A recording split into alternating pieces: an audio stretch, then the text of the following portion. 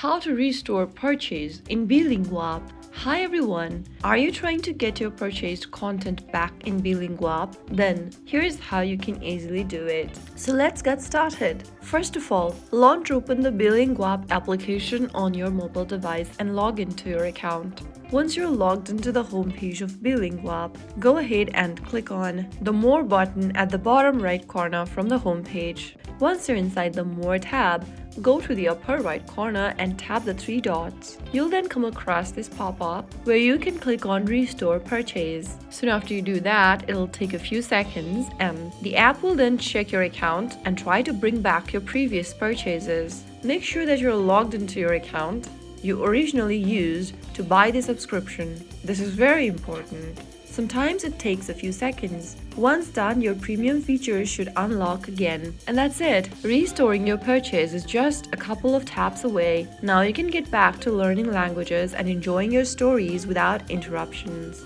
If you found the video helpful, don't forget to like, share and subscribe to our channel. I will be back again in the next video. Thanks for watching.